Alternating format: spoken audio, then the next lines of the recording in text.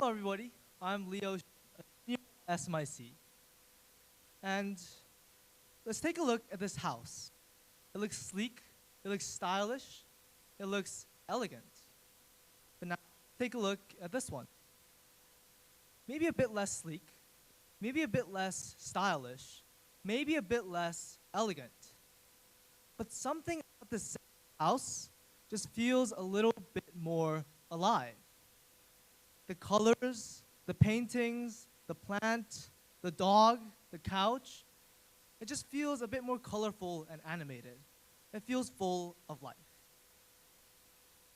Now, it's the opposite of minimalism. It's maximalist. The interior design of the second house is maximalist. And I believe in applying the same maximalism to lives. As a high school senior graduating this year, I've now come to believe in applying this concept of maximalism to our lives. Now, minimalism has become a romanticized concept in the 21st century. Minimalistic lifestyles, minimalistic architecture, minimalistic interior design. And my dad, every day after watching the Joe Rogan-like podcast, I'm going to throw away everything in my house. But I believe in the context of living our lives, doing just enough.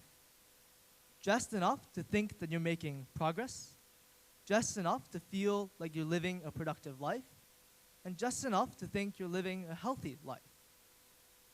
But looking back at it now, when I heard ninth grade, I had this minimalist mindset. I was thinking to myself, what boxes can I check? Maybe a few APs, maybe an officer position, and maybe a passion project. But looking back at it now, I disagree with that mindset. And every second of my time, I was thinking, that has to be enough. Surely that's enough. Surely that will get me there. But to be honest, I realized later on that nothing is ever enough, right? I realized that I should be asking the question instead, what more can I do? What can I do to pack my life with experiences that matter? What can I do to pack my life with experiences that will help me reach the goal? What can I do to actually get me there? Now, I want to bring in an example that most people would call successful, right? Warren Buffett. He doubled the return rate of the S&P 500 for consecutive years. He escaped the 2008 financial crisis unscathed. And he had a goal. His goal was capital accumulation. To be frank, let's just put it this way. He wanted to make as much money as possible, right? And he embodies a maximalist.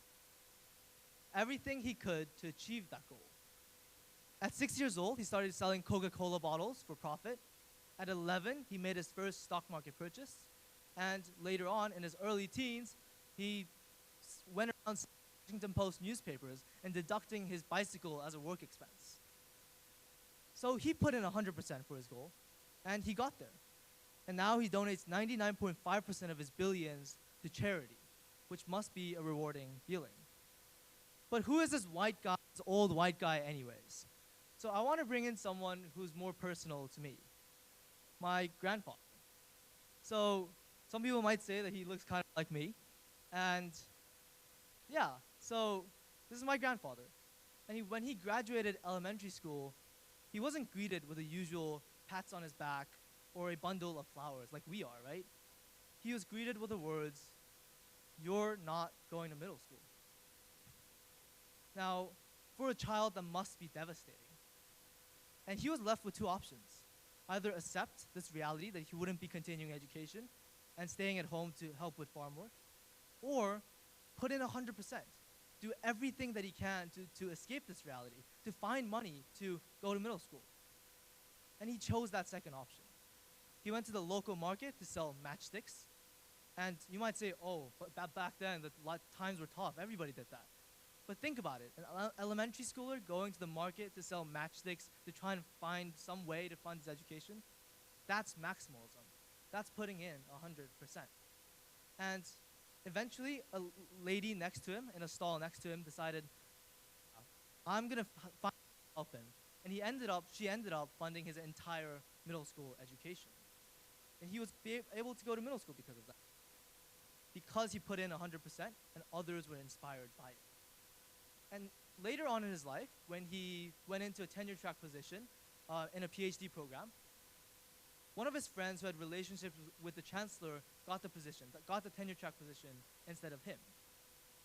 But he didn't give up. He didn't decide that it was the end for him.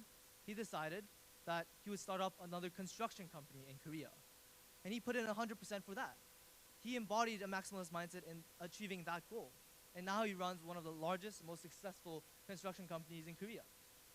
And now, at 80 years old, as a smiling grandpa, he still puts in 100%. He goes to his office every day, despite being 80 years old, to continue his work, to try and build his company even further. So yeah, these people inspire me to live with a maximalist mindset. But we haven't really got to the point. How do we apply maximalism to our lives? How do we bring this abstract concept to something that matters for us? So for all of us, we are more privileged than my grandfather. For all of us, putting in 100% does not mean selling matchsticks. But what it does mean is spending our heart and soul, spending every second of our time and every ounce of intensity we have to achieve our goals and objectives. That's what maximalism means to us. So let's put this into a formula, because we all love formulas.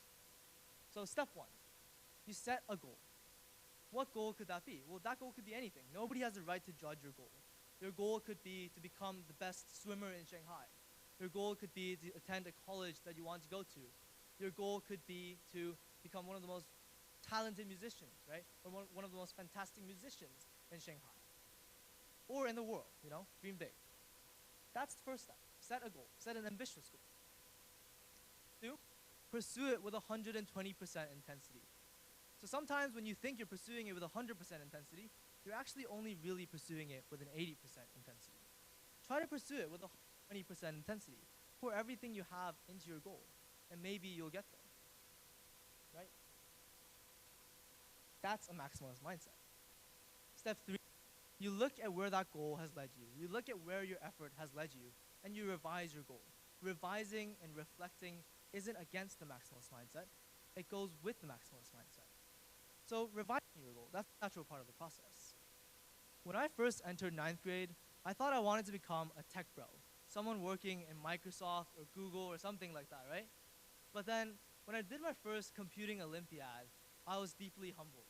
I realized that there are people with just brains that work like that, who can work in tech, who can get a silver or platinum in the USA Computing Olympiad easily. But I realized that even if I put in 100%, that goal wasn't meant for me. Maybe I wasn't the right person to pursue that. And realizing that, I switched to a different major, to economics, something I truly enjoy. So I don't think maximalism goes against the idea of reflection in your life. I think reflection is a crucial part of living maximally. So yeah, you revise your goal and repeat. Kind of like how you design your house. You have an initial idea of what you want it to look like. You fill it with furniture and architecture to support that idea. But after that, feel free to switch things out. Feel free to throw out that old lamp. Feel free to get rid of things, right? So it's just like that. So I'm unreluctant to say it was because of maximalism that I now can say I lived high school without regrets. I have absolutely 0 regrets in high school. And yeah, maximalism at its core, it's just about never thinking it's enough. Never thinking, is this enough? But always thinking, what more can I do to achieve my goals? Thank you so much.